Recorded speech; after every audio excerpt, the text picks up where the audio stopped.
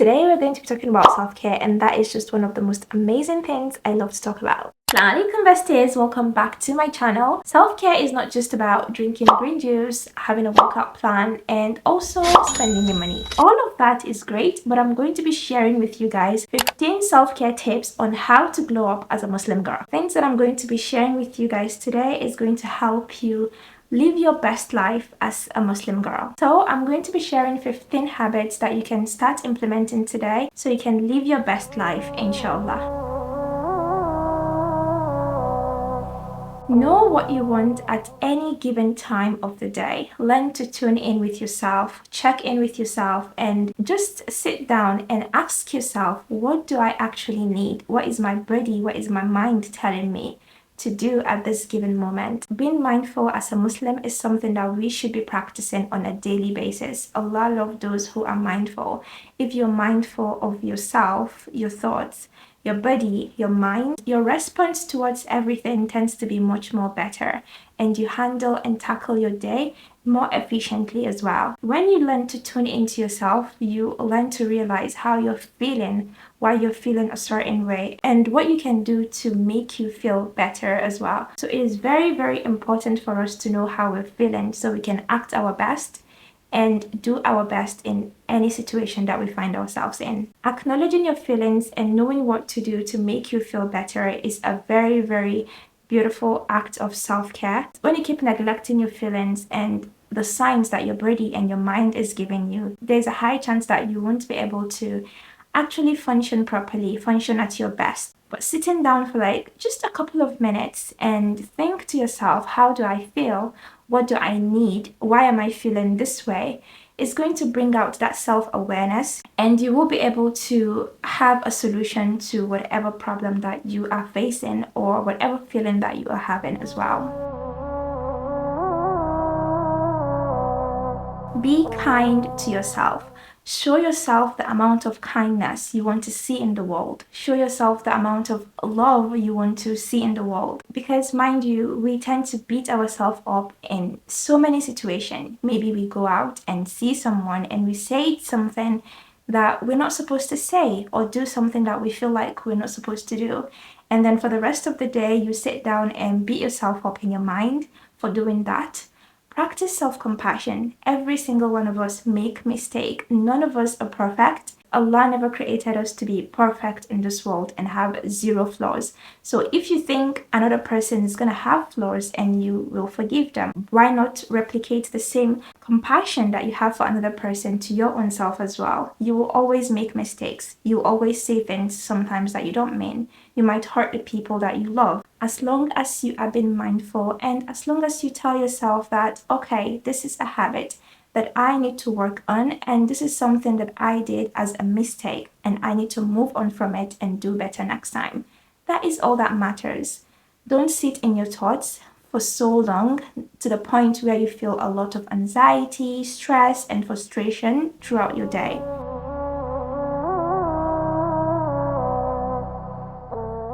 Tahajjud is an optional prayer, but performing this prayer, even if it's 3 times a week, is a very, very good form of self-care. Believe me, when you pray Tahajjud, you tend to feel so good for the rest of the day. You wake up in the morning feeling so happy and not even knowing why is it that you're happy. And that is because you are content. You're content with your situation. You're content with where you are in life. And you're content with just being in this world without really nothing exciting happening. I know we might struggle with this prayer because it's like really late at night, but trying to pray Tahajjud at least 3 times a week will really boost your mood and your overall spiritual self-growth, and also the amount of love that you have for Allah and also for yourself as well. Sometimes we tend to leave Tahajjud to be like a prayer that we do when we need something, but getting up at night and praying to Allah, even if you just want to say thank you for every single thing that He's done for you and just acknowledging the favors that He's already bestowed on you as well,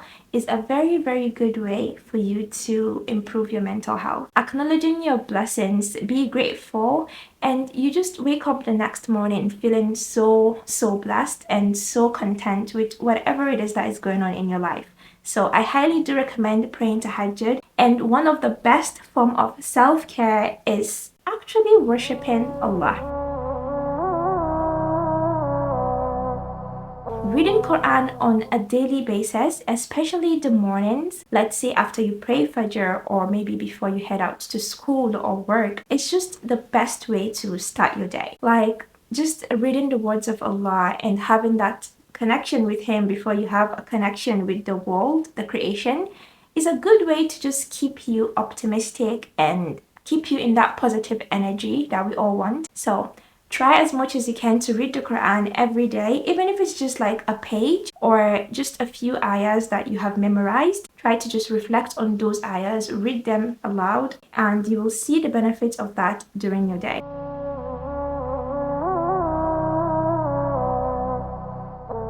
This is just another good way of starting your day with that positive mindset. When you are not rushing through your mornings and you really take your time in doing what needs to be done for your soul and for yourself, you tend to feel good for the rest of the day. So I'll say if you're walking or going to school very early in the morning, try to wake up like an hour before you go to school just to soak in that morning peace and just have that moment to yourself where you can sit down with yourself, with your thoughts, or just do anything that you enjoy. Because when you wake up in the morning and rushing to go out of the door because you have a meeting or a class or something like that, you tend to feel not energetic throughout the day. From my experience, that is just how I feel. But having like an hour before you start going out or heading out to commute to whatever it is that you need to go to is the best way to just have that mindful start of the day. You'll catch me talking about mindfulness all through this video because I feel like mindfulness is something that we need to apply to every aspect of our life for us to have the best life, to be honest, because Allah mentioned in the Quran that He loves the mindful, so we need to be mindful with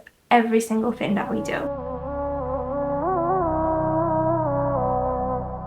I'm not sure about anyone else, but when I eat something that I know is very good for me, I tend to just feel happy that I'm doing something like that. I feel like I'm actually doing something good with my life. I'm not saying you have to be this overall healthy person and just don't eat any form of thing apart from something that is very healthy. Obviously, no. But what I'm trying to say is that implementing those healthy food into your diet is a very good way to nourish your body, nourish your soul, and also nourish your overall health. So being mindful of how we eat, what we consume, and how we even eat the food, because sometimes we just like sit down there and just keep eating without mindfully thinking about what we even have on the plate. And also not only eating something good for your body, also mindfully eating the food and how you're eating it, instead of like just scrolling through your phone and just chucking the food down your throat. Literally be mindful of how you eat and also what you feed yourself as well. I eat whatever I want. I mean, sometimes we all crave the sugary things and it is okay. We don't have to like deprive ourselves of what we want to have if we feel like we really have the urge to have that thing. It is good to have the healthier options, but every now and then if you crave something sweet, and even if it's not the most healthiest thing in the world, you can still have it, because for us to be content as well, we need to really think about our body and our mind and what we want to have at any given time. Just not to make it excessive. Making it excessive is what is wrong. As long as you have it in moderate, having something that you like every once in a while, there's no harm. Learn to hydrate your body. Water is a very, very big aspect of our life. Even if the weather is hot or cold, we need to learn to drink a lot of water throughout the day to avoid certain things like headaches, feeling mood swings, and also bad breath as well. So hydration is a very, very good way for us to take care of our body and also our mood, because trust me, a lack of water affects a lot of our mood and we just go our day without even noticing it. Go out every once in a while, go for a walk around your neighborhood, or just go to a nearby park and just soak in the fresh air, breathe. We need the outside nature because nature has a lot of healing in it as well. It heals our mental health, it helps us in just being happy and content with everything. It helps us see the creation of Allah and just dwell in the thought of how perfect everything is. Learn to go outside, learn to walk for a bit. If you work from home, try to make it a habit to step out every now and then to just see the sunlight. Journaling is just one of my favorite things to do. I always talk about journaling on my channel. Actually implementing journaling into your life just relieves you from a lot of stress and a lot of thoughts as well. Sometimes there are things that can be going on in your life that you don't want to even talk to anyone about. And even if you want to talk to someone about it, it is good to just journal how you feel. You know, there's one thing, when you have like your thoughts in form of like a book or notes on your iPad or wherever it is that you journal, you tend to come back to it sometimes, like maybe after a couple of months or years, and just look at those thoughts that you wrote down and just see how far you have come, and that increases gratefulness. And I feel like journaling is just one of the best ways to show gratitude, to take out your thoughts out of your head, to feel relief from any feelings that you have, and also to just be mindful of how you spend your day as well. When you know that you need to come and sit down and write how you spent your day, you wouldn't just maybe spend your day watching TV all day in your couch. And also, I feel like journaling makes you feel more accountable for yourself. So I really do recommend journaling because it's just a good way to either start or end the day. Which brings me to the next point, which is gratitude. When you are grateful for the things that you have, you tend to not feel envy for another person. You tend to feel more content with where Allah has left you. Be thankful for it, and also think about the people that are having less than you do, and knowing that Allah has blessed you a lot. So that way it keeps you kind of like grounded. Being grateful, just even if you don't want to write what you're grateful for, sitting down to just reflect on what Allah has already given you and being grateful for that, saying Alhamdulillah, saying thank you for everything. It's a very good way to feel content with your life and also how far you have come as well. Every single one of us, Allah has blessed us a lot, more than we deserve. Sitting down and just taking your time to be grateful for what you have is just one of the biggest form of self-care.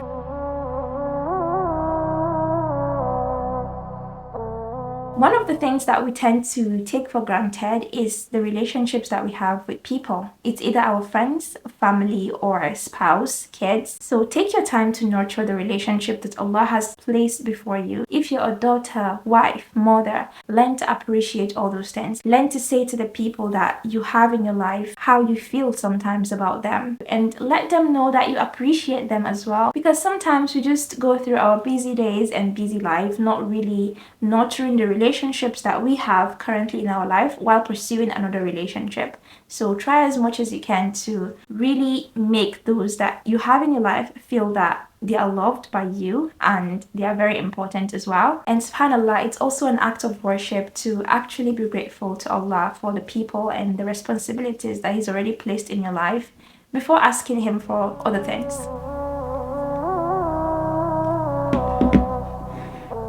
We all love social media, but sometimes it's good to just have a limit of how much time you want to be spending on these apps, because trust me, they take a lot of time. Before you know it, your day has passed by and you have spent a lot of time with your screen. So try to switch off sometimes. Take your phone to another room, leave it, silence it sometimes. Just do something for you to feel that you're not distracted by it every single now and then. Learn to switch off and learn to be involved with the people that you have. It's just like another way for you to nurture the relationship that you have as well, and also just like appreciate the things that you have in your house. And also, when you learn to limit your social media consumptions as well, you tend to be more mindful of the things that you have around you and the people that you have around you. So instead of spending too much time on social media. And sometimes social media can make you feel anxious, depressed, or really worried about your own life, and you tend to be feeling the thoughts of being ungrateful with where you are. It's a very good way to limit the time that we spend. And also try to know your following list. Know that the people that you follow have a very strong impact on you. Don't think that friends are just the people that you see around you, but also the people that you follow have an impact on you on a daily basis, whether you realize it or not. The people that you follow on social media, every time they post, they have a strong impact on you. That post that you see with your eyes have a strong impact on you. So learn to follow people that add value to your life, make you feel your best, make you want to improve, and also don't make you feel like you are less than them, if that makes sense. Also trying to just go on our following list and just reviewing the people that we follow and the information that we consume is a very good way to really make a very good use of our social medias as well. Surah Mulk at night prevents us from the punishment of the grave. And everything that we do in this world, at the end of the day, we are going to meet Allah. So learning to read that surah every day on a daily basis is like an investment that we're doing for our akhirah. And one of the biggest form of self-care is also investing in Jannah. So trying your best to read Surah Mulk. Obviously there are days where you're gonna forget, you're gonna get distracted or things like that. But making it something that you do, like a habit on a regular basis, is a good way to really build up that self-care habit. Actually, this is something that I struggle with as well personally. I'm trying to build on the habit, so inshallah, let's do it together. Try to read Surah Mulk at night before you go to sleep. It really does have a very high impact on how we feel the next morning, and also it's a very good investment for our next life. Sometimes when we want to do something or say something, we tend to think to ourselves, oh, but I'm not good enough to say this, or I'm not good enough to do this. That is just a limiting belief. Never limit what Allah can do for you in this life. So always question your limiting beliefs. Think about it. Where are those beliefs coming from? Well, how did you even get those beliefs? And what even made you think that those beliefs are true? Try as much as you can to do that on a regular basis, because trust me, limiting beliefs can really keep us really low in life. And we don't want to be low in life. We want to be mindful. We want to live the best life in this world and in the next. So question your limiting beliefs. Try to face your fears. The things that you think in your head, I won't be able to do that, or I will never be able to do that, do it. The best way to conquer a fear or a limiting belief is just diving into that thing. And that is all I have for you for today. Let me know which one you're going to be implementing from these tips. Hopefully you actually just take, even if it's just one, and try out, inshallah. Thank you so much for watching, and make sure you subscribe if you haven't already, and I will see you in my next one. Assalamu alaikum.